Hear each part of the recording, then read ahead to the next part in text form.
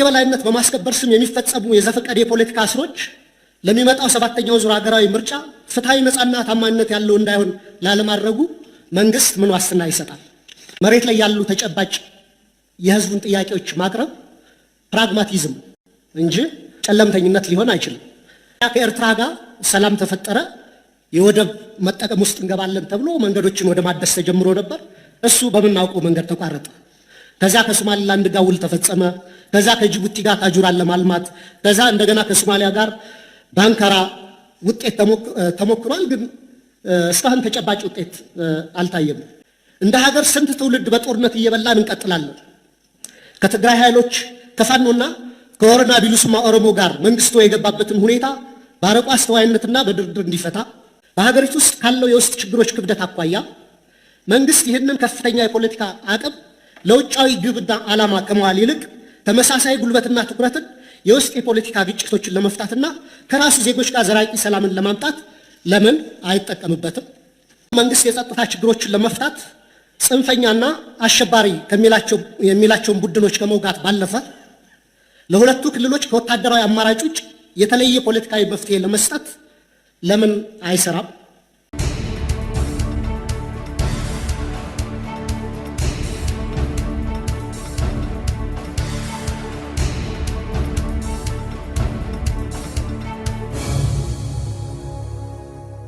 የሚከተሉትን ሶስት ዋና ዋና ጥያቄዎች ለክቡር ጠቅላይ ሚኒስትሩ አቀርባለሁ። የማቀርባቸው ጥያቄዎችም ዛሬም በጨለምተኝነት እንደማይወሰዱ ተስፋ አደርጋለሁ።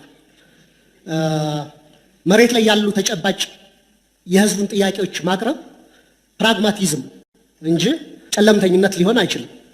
በግል ፐርሰናል ህይወቴም ቢሆን በፖለቲካ ኤክስፒሪየንስም ጨለምተኛ አይደለሁም፣ ተስፈኛ ነኝ። ጥያቄዎቹን ማነሳ ግን የህዝብ ጥያቄዎች ተገቢውን ትኩረትና ምላሽ እንዲያገኙ ስለሚገባ ነው። ስለዚህ ከሶስት ጥያቄዎች የመጀመሪያው በሀገር ውስጥ መረጋጋትና በሰብአዊ መብቶች ዙሪያ ያተኩራል። ክቡር ፕሬዝዳንቱ በንግግራቸው የተቀናጀ የብሔራዊ ጸጥታ ማዕቀፍ ለመፍጠር እየተደረገ ያለውን ጥረት ቢገልጹ በአማራ በኦሮሚያና በተለያዩ ክልሎች ያሉ ጦርነትና ግጭቶች አሁንም ተባብሰው በመቀጠላቸው ብዙዎችን እየጎዱ ነው። ክቡር ጠቅላይ ሚኒስትሩ እንደ ጸጥታ ኃይሎች መሪነቶ ካለፈው ዓመት ወዲህ በአማራና በኦሮሚያ ክልሎች በእነዚህ ጦርነቶች ምክንያት የተጎዱትን ሲቪሊያኖችና የሲቪሊያን መሰረተ ልማቶች ቁጥር በግልጽ ሊገልጹልን ይችላሉ ወይ?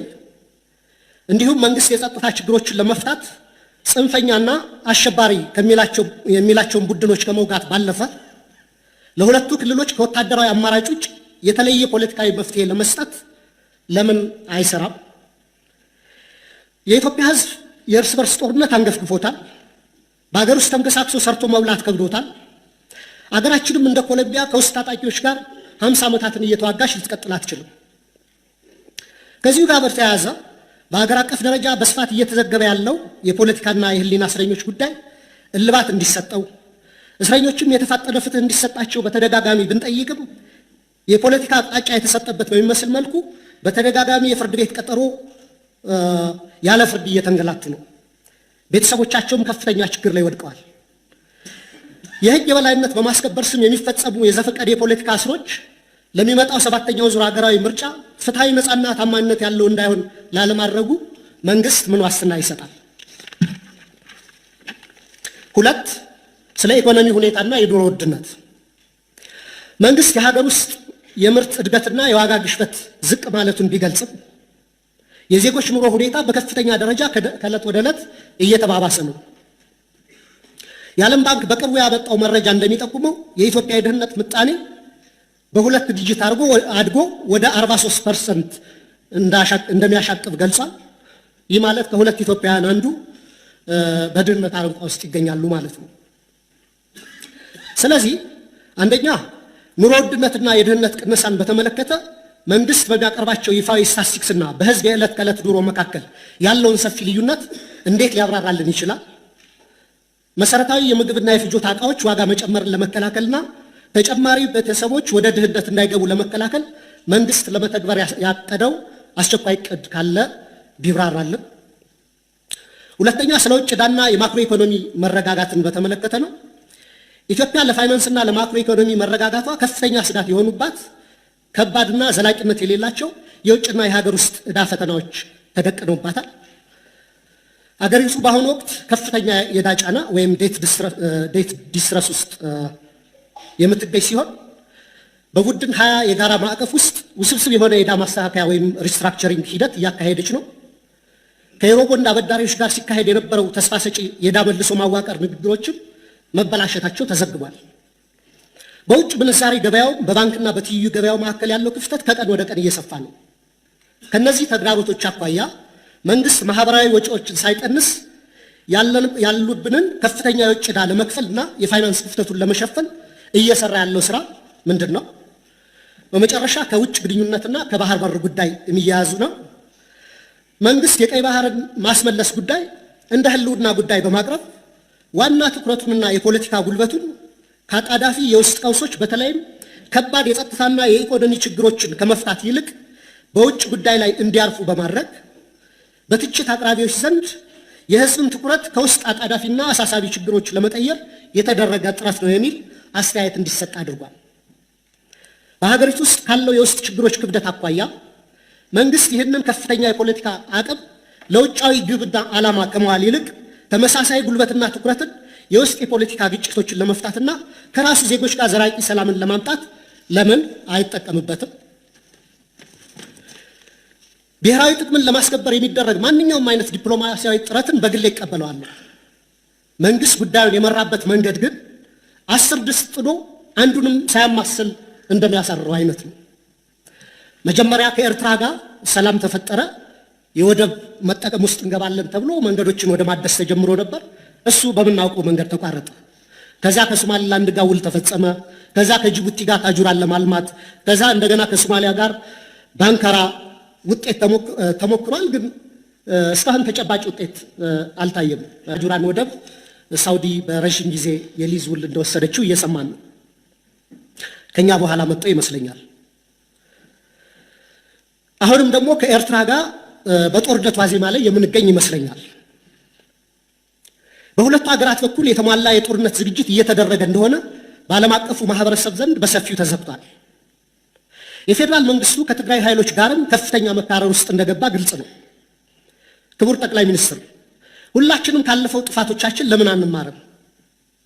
እንደ ሀገር ስንት ትውልድ በጦርነት እየበላን እንቀጥላለን? ከትግራይ ኃይሎች ከፋኖና ከወረና ቢሉስማ ኦሮሞ ጋር መንግስቱ የገባበትን ሁኔታ በአርቆ አስተዋይነትና በድርድር እንዲፈታ፣ የባህር በር ጉዳይንም አስመልክቶ ከኤርትራ ጋር የገባንበትን ሰጣ ገባ በሰላማዊ ህጋዊና ሰጥቶ መቀበል መሰረት ባደረገ አካሄድ ብቻ እንዲፈታ ጠይቃለሁ። አመሰግናለሁ። ጸጥታን በሚመለከት ከብዙዎቻችሁ የተነሳው ኮንሰርን በጣም ትክክለኛ ኮንሰርን ነው። ለኢትዮጵያ ሰላም ያስፈልጋል። ለኢትዮጵያ መረጋጋት ያስፈልጋል። በኢትዮጵያ ውስጥ የቆየው እርስ በርስ መጋጨት ጦርነትን ማብቃት ይኖርበታል የተባለው ትክክለኛ ሀሳብ ነው። ማብቃት አለበት።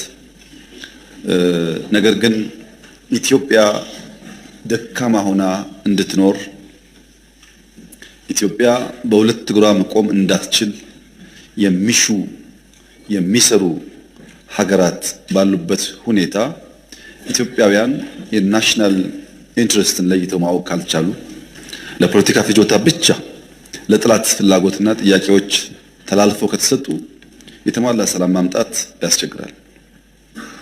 የኢትዮጵያን እድገት እና በሁለት እግር መቆም የማይፈልጉ ሀገራት በጦርነት ሊያሸንፉን እንደማይችሉ ያውቁታል። ባዳዎቹ በደንብ ያውቁታል። ለምን? የኢትዮጵያን አቅም ላኪው ያውቀዋል፣ ተላላኪው ግን ይጓጓል። በተነገረው ቁጥር ዘሎ እዚህ የሚመጣ ስለሚመስለው ይጓጓል። ጉጉት የወለደው በሽታ ነው። እየተላከ እንደሆነ ያውቃል። በራሱ ዓላማ ላይ እንዳልቆመ ያውቃል። እሱ የያዘውን ሐሳብ ይዞ ቢመጣ ለውጥ እንደማያመጣ ያውቃል። ግን ጉጉት ይይዘዋል። ባለፈውም ብያለሁ፣ ኢትዮጵያ ውስጥ የሆነን ሰፈር እገነጥላለሁ የሚልም እጠቀልላለሁ የሚልም ገቢር ነበብ አይደለም።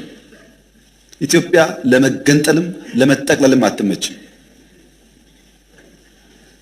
በተግባር ኢትዮጵያን ካለማወቅ በቅጡ የኢትዮጵያን ባህል ካለማወቅ እና እንደው በጉጉትና መሻት ብቻ የሚጋልቡ ፈረሶች የነሱን ፍላጎት ለማሳካት ቀላል መንገድ ይመስላቸው ከጠላት ጋር ማበር ነው። ብዙዎቹን ካያችሁ ግን ሲባል ሰምቶ ነው። መገንጠል የሚለውም ሲባል ሰምቶ ነው። ማን እንደሚገነጥልም አያውቅም። መጠቅለል የሚያስበውም ሲባል ሰምቶ ነው። እንኳን ለመጠቅለል አክሎ ለመኖርም በጣም ከባድ ጊዜ እንደሆነ አይገባውም። ሲባል ሰምቶ ነው። ይሄ ችግር ባለበት የተሟላ ሰላም ማምጣት የራሱ ውጣ ውረድ አለው። ከታሪክ መማር ቢቻል ኖሮ በድፍን አፍሪካ የመሳሪያ አፈሙስ ይዘው መንግስታትን ተቃርነው ተዋግተው አሸንፈው ላሸነፉት ሀገር ልማትና ዲሞክራሲ ያመጣ አንድ ሀገር የለም። አንድ ታጥቆ ይመጣል፣ ታጥቆ ይመለሳል። ቅድም እንዳነሳሁት ኢህአዴግ 17 ዓመት ታግሎ መንግስት ከሆነ በኋላ ለ30 ዓመት ሰላም የነበረበትን ትግራይ ክልል እንኳን ከስንዴ እርዳታ መገላገል አልቻለም። በመሳሪያ የመጡ ሰዎች ብዙ ጊዜ ከመሳሪያ ያለፈ ነገር ማሰብ አይችሉም። ኢትዮጵያ ውስጥ ሰላማዊ የስልጣን ሽግግር ብቻ ነው የሚያስፈልገው። በሰላም ደግሞ መሄድ ትዕግስትና ጊዜ ይፈልጋል።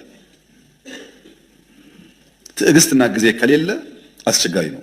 እኛ እንደ መንግስት ምን ተከተልን ያላችሁ እንደሆነ አንደኛ ችግር አለብኝ የሚል የትኛውም ኃይል ጋር መወያየት ነው። ለምሳሌ ሸኔ ጋር ተወያይተን ከፊል ሸኔ ኃይል በሰላም ገብቶ ስልጣን ላይ የሉ አልተወያየንም። ከትግራይ ወገኖች ጋር ተወያይተን ከፊሎቹ ገብተው ስልጣን ላይ የሉ። እኔና ጌታቸው ረዳን በጋራ የሚያይ ሰው አሁን ይሄ መንግስት አይወያይም ብሎ ቢያስብ አይገርምም?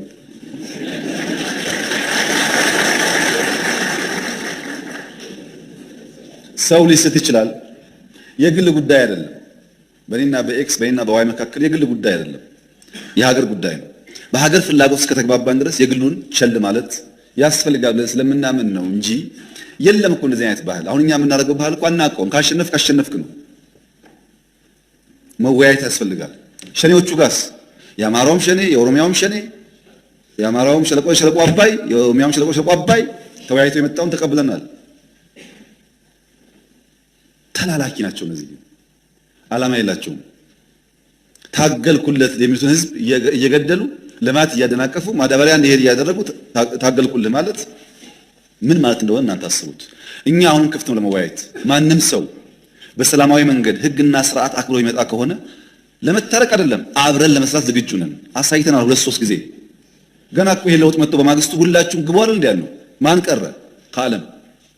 ሁሉም ገቡ እኮ። ከገቡት ውስጥ ልብ የገዙት እድሜያቸው የገባቸው ሰክነው እየሰሩ ነው። ማርጀታቸውን ያላወቁና ጊዜ እንዳለፈባቸው ያልተገነዘቡስ ወደ ለመሩት ሄደዋል። መላክ የለመደ መላክ ይችላል። ሁለተኛ ነባር ችግሮች አሉ በእኛ ውይይት የማይፈቱ። ከሸኔዎች ጋር ብንወያይ የማይፈታ ውይይት አለ። ኢንክሉሲቭ ናሽናል ዲያሎግ እናድርግ። ችግር ካለ እንደ ሀገር እንምከርና እንፍታ። ህገ መንግስት ይቀደድ፣ ባንዲራ ይቀደድ፣ ኢትዮጵያ ትቀደድ የምትሉ ሰዎች በእናንተ ፍላጎት ማድረግ አንችልም። እንወያይ፣ ህዝብ ይወስን ያልናቸው። አንወያይ አላልንም። እንወያይ የሚባል ሐሳብ ኢንክሉሲቭ ናሽናል ዲያሎግ በኢትዮጵያ ውስጥ የመጀመሪያው እኛ የደፈር ነው። በየትኛው ዘመን ነው? በደርግ ዘመን ነው ወይስ በኢህአደግ ዘመን ነው? ሲፋለም የነበረ ሰው ታርቆ አመት ሳይሞላው ሚኒስትር የሆነው አለ? እናውቃለን። ኢንክሉሲቭ ናሽናል ዲያሎግ ነባር ችግር ለመፍታት ያግዛል። ሶስተኛውስ ከውይይት ባሻገር በደል አለብን፣ እንደ ህዝብ ተበድለናል፣ በሆነ ዘመን ያለ ስርዓት በድሎናል ለምን ደግሞ የሽግግር ፍትህ እናረጋግጥ። ይቅርታ ሊሆን ይችላል፣ ካሳ ሊሆን ይችላል። የሽግግር ፍትህ ደግሞ እናረጋግጥ። ለምን ኢትዮጵያ ሰላሙና ጸንታ እንድትኖር። የለም ብሎ አራተኛ ደግሞ የታጠቁ ኃይሎች አሉ። እነሱስ በዲዲአር ከሌላ ሀብታችን ሀብት አፍስሰን ስራ ፈጥረን ወደ ሰላማዊ ህይወት እናስገባቸው። ሁሉም በር ክፍት ነው። እወያያለሁ ላለው ከመንግስት ጋር ችግር የለም፣ እኛ ዝግጁ ነን። ብዙዎቹም ይወያያሉ፣ ባይዘው ያው ሽፍታ ናቸው እንጂ ይወያያሉ፣ ይጠይቃሉ፣ ይነጋገራሉ። ሲነጋገሩ ግን የሚያሳዝነው ጉዳይ ብዙዎች በውጭ ያሉና አዲስ አበባ ያሉ አንዳንዴ ታረቁ የሚሉን ሰዎች ሊታረቅ የሚፈልገውን ኃይል ወየውልህ ታርቀህ ደግሞ ይላሉ። የሚደራደረውን አትደራደር ደግሞ ይላሉ። ለምን? በዚሁ አጀንዳ የመቆየት ፍላጎት ስላለ በእኛ በኩል ስንጀምር ሁሉ ጋብዘናል። ኦነጉንም ግንቦት ሰባቱንም ኢህአፓ የሚባል ፓርቲ ከመጣው በእኛ ዘመን እኮ ነው። ኢህአፓ እኮ አይፈቀድለትም ኢትዮጵያ ውስጥ እኛን የጋብዝ ነው። አሁንም ለሰላማዊ ትግል በራችን ክፍት ነው። ለምን? ካልተደመርን በስተቀር ኢትዮጵያውያን ካልተጋገዝን በቀር የኢትዮጵያን ችግር ባጠረ ጊዜ ልንፈታ አንችልም። ሁሉ ሶሉሽን በእጁ ያለ አንድ ኃይል የለም፣ ትብብር ይፈልጋል። ይሄን ደግሞ በመደመር በግልጽ እንዳስቀመጥ ነው። አንድ መምህር ተማሪዎቹን ሰብስበው ፊኛ ላይ ስማችሁን ጻፉ አላቸው። ስማቸውን ከጻፉ በኋላ ፊኛውን ንፉት አላቸው። እሰሩ አላቸው። ልቀቁ አላቸው። ከዚያ ከተወሰነ ደቂቃ በኋላ እያንዳንዱ ፊኛ የለቀቀው ተማሪ የራሱ ስም ያለበትን ፊኛ ይያዛል። በርከት ያለ ሰው ነው። ፊኛው ተለቋል። አንዱ ሲይዝ ስሙ አይደለም ሲለቀው፣ አንዱ ሲይዝ ስሙ አይደለም ሲለቀው፣ ሲጫጫሁ 5 ደቂቃ አንድም ሳላገኘም ስሙን። አሁን ደግሞ ረፉ አላቸው። ፊኛው ይለቀቃል። ያገኘ ሰው ፊኛውን ከያዘ በኋላ ስሙን ያንብብ። ስሙ አቶ ታገሰ የሚል ከሆነ ለእሳቸው ስጣቸው፣ አትወርውረው አለ። ሁሉም ፊኛ ያዘ፣ ስም አነበበ፣ ለሚገባው ሰው ሰጠ። በአንድ ደቂቃ ውስጥ ሁሉም ፊኛ ስሙን አገኘ። መደመር እንደሱ ነው። ስትተባበር ውስብስብ ችግሮች ይፈታሉ። ለዚያ ነው ፕሮፌሰር ብርሃኑ ነጋ የትምህርት ሚኒስቴር ሆኖ የሚሰሩት። ለዛ ነው አቶ ጌታቸው የሚሰሩት። ለዛ ነው። ካልተደመርን አያዋጣም። እነዚህ ሰዎች አስፈላጊ ናቸው። እውቀት አላቸው፣ ብቃት አላቸው፣ ጠቃሚ ናቸው። የነሱ እሳቤ ከኛ ጋር ስለማይሄድ ብቻ ከምንተዋቸው በሚያስፈልጋቸው ቦታ ብንተባበር ለኢትዮጵያ ይበጃል ነው። ለግል አይደለም ጉዳዩ፣ ለግል ጥቅም አይደለም። እና ኢትዮጵያ ውስጥ ሰላማዊ ትግል ማድረግ ለሚፈልግ ሰው በሩ ክፍት ነው። የተገደበ ፓርቲ የለም። በኢህአዴግ ዘመን ቢሆን ደርግ ከሆንክ ኢሰፓ ከሆንክ አትችልም፣ ኢህአፓ ከሆንክ አትችልም የሚል ህግ አለ። በእኛ እኮ የለም። ኢሰፓም ሁን ደርግ በሐሳብ ካልክ ክፍት ነው መድረኩ። ክልክላ የለም። የሚከለከል ፓርቲ የሚከለከል ሐሳብ የለም። የሐሳብ ፖለቲካ መድረኩ ክፍት ነው። ችግር የሆነው ሐሳብ ጠፋ።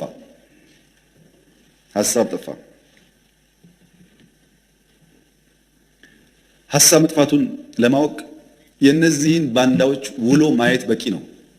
ሰው እኮ ከፍሬው ይታወቃል። ባይናገርም ከፍሬው ይታወቃል። ውሏቸውን ስታዩ ዛፍ በፍሬው እንደሚያስታውቀው ሁሉ እነሱ ያስታውቃሉ።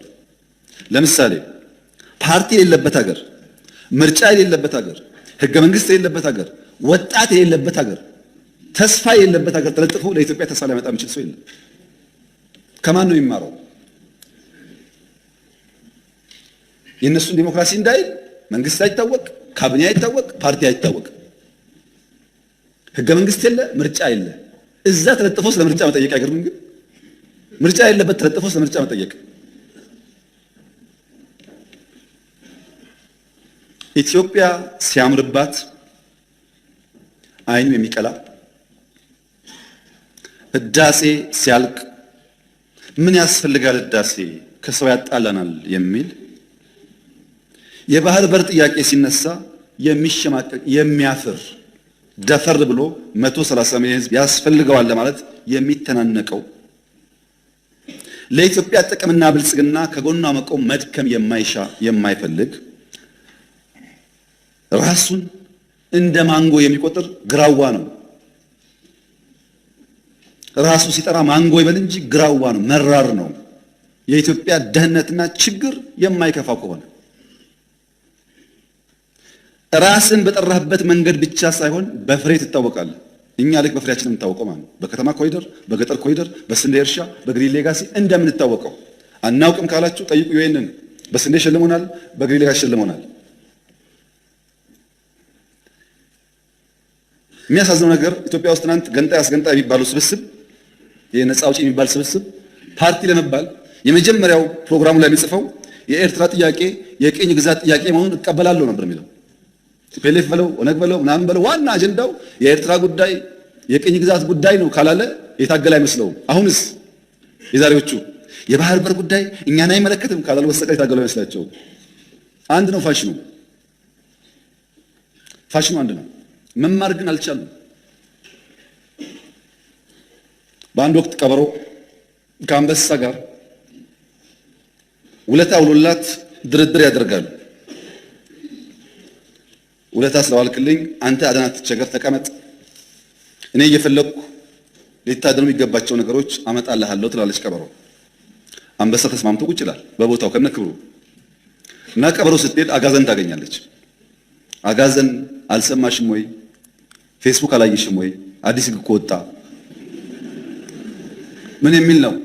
አንበሳ እያረጀው ስለሆነ የደከምኩ ስለሆነ ደህና አጋዘን ከተገኘ ዙፋኑን አስረክባለሁ እያለ ነው እና ፈልጌ አጣሁሽ፣ የት ነበርሽ ትላታለች። አጋዘን ደንግጣ እውነትሽን ነው? መቼም ስልጣን የማይፈልግ የለም። እውነትሽን ነው ትላታለች። አዎ በእኔ እንሂድ ላሳየሽ። ልክ አንበሳ ጋር ሲደርሱ ያውልሽ እና አነጋግሪው ትላታለች። አጋዘን አገር ሰላም ነው ብላ ልታናገር ሄደ። ስትሄድ አንበሳው አፈፍ ሲያረጋት ግጭት ይፈጠርና በግድ ታመልጣለች። ግን አንድ ቀንዷ ይሰበራል። መታ ቀበሮዋ ጋር አንቺ ጨካኝ ዋሾ አታለልሽኝ፣ እንዴት ልታስበይኝ በተንኮል ታምጭኛለሽ? አንበሳው እኮ ሲታገለኝ አንድ ቀንዴ የተሰበረ ታታለች። ወይ አጋዘን ለካ እንደዚህ ሞኝ ነሽ። እሱ እኮ ቀንሽ የሰበረው ንግስናውን ሊያስቀምጥብሽ ቀንሽ ስላልተመቸው ለማስተካከል ነው እንጂ ለክፋት አይደለም። ተሸውደሻል አለቻት። ነው እንዴ ብላ ጓጓች። ስልጣን ያጓጓል። ሰውን እየገደለ ያለው ጉጉት ነው መቼም። ተመልሳ ሄደች። ተመልሳ ስትሄድ ቅድም ዘውድ ለማስቀመጥ ነው ቀንድሽን የሰበረው ተብላ ሄዳ ሲታገላት እንደም ስታመልጥ ጭራዋ ይቆረጣል ያጋዘነው። አሁንም መታ በጣም በምሬት አንቺ ቀበሮ ክፉ እንዲህ ብለሽ ይኸው ድጋሚ ሄጄ ጭራዬ ተቆረጠ አለቻት። አንቺ አጋዘን ያምሻል ወይ? ቅድም ለሚቀመጠው ነበረ፣ አሁን ደግሞ አንቺን ዙፋን ላይ ለማስቀመጥ ጭራ አያስፈልግም ብሎ ነው። አልገባሽም አለቻት። አሁንም ስልጣን ያጓጓል። ተመልሳ ሄደች እና ያዛት፣ ገደላት።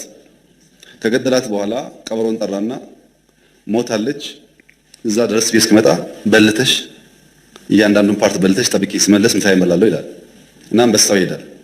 ቀበሯ በልታ አስቀምጣ አንበሳው ሲመለስ ሲያይ ያጋዘኗ ራስ የለም።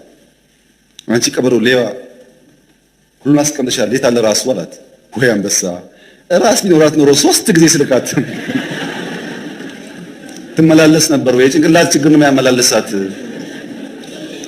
አለች ቀበሮ ይባላል። እና የኤርትራ ጥያቄ ቅኝ ግዛት ነው ብሎ አሁን የባህር ጥያቄ አይገባኝ የሚለው ከዚህ አጋዘን የማይሻል ነው ማለት ነው። ያልገባው ጭንቅላት የሌለው ነው ማለት ነው። ጊዜ የማያስተምረው ነው ማለት ነው። ይሄ እንደተጠበቀ ሆኖ ሰላም ያስፈልጋል ላላችሁት ያስፈልጋል። ከዚህ ቀደም ብያችኋለሁ። አሁንም እስቲ 10 ሰው አይደለም 1 ሰው አምጡ፣ አነጋግራችሁ አምጡና እኛም ቢስል ጠይቁ። እየገባ ነው በየቀኑ እኮ 10ም 20ም 100ም እየገባ ነው። ግን እናንተም ካለ አምጡ። እኛ የምንፈልገው ሰላም ነው። ፕሪቶሪያን በሚመለከት ፕሪቶሪያ እንኳን ትንሽ ግራ እያጋባኝ መጥቷል ራሱ ቃሉ። ፕሪቶሪያን አውቀዋለሁ፣ የተማርኩት እዛ ነበረ። ግን ማውቀው ከተማ መሆኑን ጠፍቶብኛል። አሁን ፕሪቶሪያ ሲባል ግራ እየገባኝ መጣ። በአማርኛ የወለደችው እያለች ያቀፈችው እናት ነኝ አለች እንደሚባለው ማለት ነው። ፕሪቶሪያ የተደራደር ነው ከጀነራል ጻድቃን ጋር ነው፣ ከጌታቸው ረዳ ጋር ነው፣ ከአሰፋ ብርሃ ጋር ነው። ዋነኛ ተደራዳሪ በትግራይ ወገን ጻድቃን፣ ጌታቸውና አሰፋ፣ ሌሎች ሰዎች ይኖራሉ። ዋናዎቹ እነዚህ ናቸው ፈራሚዎቹ። በእኛም ወገናዎች ይታወቃሉ። እነሱ ስጠይቃቸው ያሉኝ ነገር አለ። በስፍራው ያልነበሩ ሰዎች፣ አንዳንዶች ፕሪቶሪያን የማያውቁ ሰዎች ደግሞ ፕሪቶሪያን አስከብር ይላሉ። አሁን እና የወለደችው እያለች የታቀፈችው እናት ልሆናለች የሚለው ነገር እሱ ፕሪቶሪያ ስምምነቱ አንደኛ ቲፒኤልኤፍ ህጋዊ ምርጫ አላደረገም። ህገ መንግስት እሱ ነው ያካሄደውና ያን የጨበራ ምርጫ ይሰርዝ። እሺ ይሰርዛለሁ። ሁለተኛ በዚያ ምርጫ ሲያበያ የተቋቋመው መንግስት ይፍረስ፣ ህጋዊ መንግስት አይደለም። ምክር ቤቱ ይበተን፣ ህጋዊ ምክር ቤት አይደለም። ሶስተኛ ከሁሉ የተውጣጣ መንግስት ይመረጥ፣ ማለት ትራንዚሽናል ገቨርንመንት ይቋቋም። ቀጥሎስ በህዝብ የተመረጠ መንግስትና ህገ መንግስት አከብራለሁኝ። እዚህ ያለው ጠቅላይ ሚኒስትር ነው ተመርጧል። እዛ ያለው ፕሬዝዳንት ግን ይወርዳል ነው ስምምነቱ። የታጠቀስ በዲዲአር ይፈታል ትጥቅም እንጂ መሳሪያ መደበቅ አልተስማማንም። ማሰልጠን ማስመረቅ አልተስማማንም። ስምምነቱ የታጠቀው ያስረክባል እንጂ መሳሪያ ደብቆ ማስቀመጥ ወይም በኮንትሮባንድ ለመግዛት መሞከር የሚል ስምምነት ላይ አልነበረም። የተፈናቀሉስ ይመለሱ ወደ ቀያቸው። ልክ ራያ ላይ እንደመለስ ነው፣ ጸለምት ላይ እንደመለስ ነው፣ ወልቃይት መመለስ አለበት። ይሄ የመንግስት ጽኑ አቋም ነው። ይመለሱ። የውጭ ጉዳይ፣ የጸጥታ፣ የመከላከያ ጉዳይስ የፌዴራል ስልጣን ነው። ማን ያለው? የራሱ የህወሓት ህገ መንግስት። እኔ አልጻፍኩም። የነሱ ህገ መንግስት የውጭ ግንኙነት በሚመለከት የፌዴራል መንግስት ይመለከታል፣ መከላከያን በሚመለከት፣ ደህንነት በሚመለከት ፌዴራል ይመለከታል ይላል ህገ መንግስቱ። አልቀየርነውም። ታውቃላችሁ። እነሱ ስልጣን ላይ ያሉ የሚሰራ ህገ መንግስት እነሱ ሲወርዱ የማይሰራ መሆን የለበትም። ምን እያደረጉ ነው እነሱ? ከውጭ ጋር ምን እያደረጉ ነው? እሱን ትቼ ማለት ነው። የለም የመሬት ጥያቄ አለ፣ ኮንቴስትድ ኤሪያ አለ። በአማራ ይገባኛል የሚባል ቦታ፣ በትግራይ ይገባኛል የሚባል ቦታ አለ። እሱ እንዴት ይፈታ ለሚለው ራሱ ህገ መንግስቱ ምላሽ አለው። የተከበረው ምክር ቤት በአንክሮ እንዲያስተውል የምፈልገው ኢትዮጵያ ውስጥ በኦሮሚያና በአማራና በሶማሌ በምናምን መካከል ድንበር የለም፣ ወሰን ብቻ ነው ያለው። ወሰን ሲያስቀምጥ ክልል 1 2 3 ሲል ህገ መንግስቱ ቀበሌ ግን አያሰምርም። እችኛዋ ካርታ የኦሮሚያ አይልም ህገ መንግስቱ። ምን ይላል? አከራካሪ ጉዳዮች ካሉ በህዝበ ውሳኔ ምላሽ ያገኛሉ ይላል እንጂ ድንበር አስምሮ ልክ እንደ ኢትዮጵያና ሱዳን፣ ኢትዮጵያና ኬንያ ድንበር ነው አይልም። የሚያጨቃጭቅ ቀበሌ ካለ የሚኖርበት ህዝብ ተወያይቶ በፌዴሬሽን ምክር ቤት ተወስኖ ወደዛም ወደዚህም ሊሄድ ይችላል። ህገ መንግስቱ የሚለው ይሄንን ነው። ይሄን ደግሞ በኢህአደግ ዘመን ብዙ ሰርተውበታል። በተለይ ድሬዳዋ ላይ። ድሬዳዋ የኦሮሚያ ክልል አካል ነበረ በህገ መንግስቱ። ሶማሌዎች እና ኦሮሞዎች ወንድማማች ሆነው ለብዙ ዓመት ኖረዋል። ድሬዳዋ ጋር የይገባኛል ጥያቄና ክርክር ተፈጠረ። ሲፈጠር በኢህአደግ ዘመን በዚህማ አንጨቃጨቅም፣ ድሬዳዋ ከኦሮሚያ ይነጠልና ለፌዴራል መንግስት ይሁን፣ ሶማሌ አንዱን ተርም ከንቲባ ይሁን፣ አንዱን ተርም ኦሮሞ ከንቲባ ይሁን ብለው አስማሙ። ይሄ ግን ህገ መንግስት ላይ የለም። ከዚያ በኋላ ድሬዳዋ ሶማሌና ኦሮሞዎች በሰላም እየኖሩ ነው። በጣም ጥሩ። ሰላም እስካመጣ ጊዜ ድረስ ችግር የለው። አሁን በሶማሌና በኦሮሚያ መካከል የብዙ ቀበሌዎች ጥያቄ አለ። ብዙ በሲዳማና ወላይታ መካከል አለ ጥያቄ። በአፋርና ሶማሌ መካከል ጥያቄ አለ። ዩኒክ አይደለም። ወልቃይት ላይ ጥያቄ ዩኒክ አይደለም። ሁሉም ጋር ጥያቄ አለ። ሁሉም ጋር የሚፈታው ግን በሰላማዊ መንገድ ህዝቡ ቦታው አርፎ በህዝብ ውሳኔ መሆን አለበት ነው።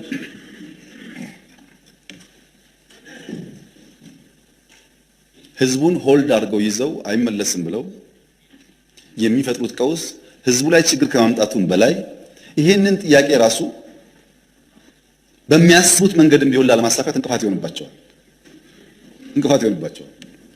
ሰላማዊ መንገድ ብቻ ነው የሚያዋጣው። ለምሳሌ ወልቃይት የዛሬ 25-30 ዓመት ከጎንደር ከነበረበት ወደ ትግራይ ተካሏል። በክልል ቆይቷል እዛ። በኋላ ደግሞ ውጊያው ሲፈጠር ደግሞ ያ ጉዳይ ወደዚህ ተመልሷል። ህጋዊና የህዝብ ውሳኔ ከሌለበት ነገ አንደኛው ደግሞ ጉልበት ሲያገኝ ይወስዷል ማለት ነው። በየተራ ከምንቀባበለው ህዝቡ ሰፍሮ ወስኖ በህጋዊና ሰላማዊ መንገድ ይቋጭ ነው ያለው። ምን አደረግን ለዚህ? ከውጊያው በኋላ አሁን 4 ዓመት 5 ዓመት ይሆናል ወልቃይት ከትግራይ ከተነጠለ። እስካሁን እኮ የኢትዮጵያ ፌዴራል መንግስት ለወልቃይት በጀት አይሰጥም እስከዛሬ። ይሄ ትክክል አይደለም። ህዝቡ እየኖረ መምህር እያስተማረ ጤና ሰው እያከመ በጀት አልቦ ዞኑን ማስቀመጥ ትክክል አይደለም። ህግ ለማክበር ሲባል ነው የተደረገው እንጂ ትክክል አይደለም። በጀት የላቸውም። ለምን? ከትግራይ ጋር ተነጋግረን ስላልፈታ ነው። እኛ አሁን ያለን አቋም የወልቃይት ጉዳይም ይሁን በጎንደርም ጥያቄ ያለው ሰው ይሁን በአዲስ አበባም ጥያቄ ያለው ሰው ይሁን ኢትዮጵያዊ እስከሆነ ድረስ ተነጋግረን በሰላማዊ መንገድ በህዝበ ውሳኔ መልስ ሊያገኝ ይችላል። ለዚህ መዋጋት አያስፈልገንም።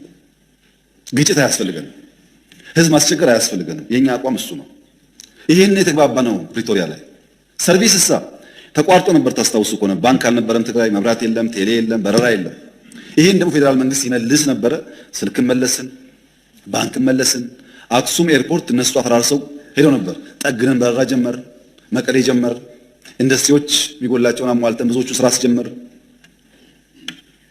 በጣም በርካታ የወደሙ ሀብቶች መልሰን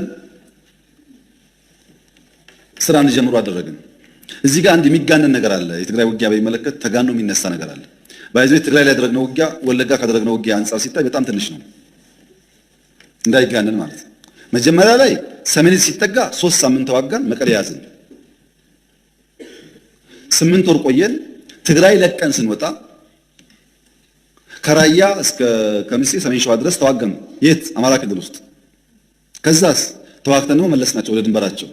ከዛስ ትግራይ ውጊያ አልነበረም። ሶስተኛ ዙር አጠቁን። 2-3 ሳምንት አዲግራት ደረስን። መቀሌ ልንገባ ስንል ተፈረመ ስምምነቱ፣ ጠቅለው ወጣ። በድምሩ በትግራይ ድረስ የነበረው ውጊያ ቢበዛ የ2 ወር ዕድሜ ነው ያለው። አንዳንዴ በሰላም የቆየንባቸው ጊዜም ተደማምሮ ሁል ጊዜ ውጊያ ውስጥ እንዳለን የሚያስቡ ሰዎች አሉ። እንደዛ አይደለም፣ ጥቂት ነው። አማራ ክልል ገብተው እስከወጡበት ጊዜ ያለው ቢቆጠር ያለ ያክል ይችላል። መንግስት በሚመለከት ስምምነቱ ከሁሉ ፓርቲዎች ይውጣጣ ነው። እኛ ምን አለ አንፈልግም፣ ብልጽግና አይፈልግም። ግድ የለም እናንተ የሚመቻቸው ምረጡ አሉ።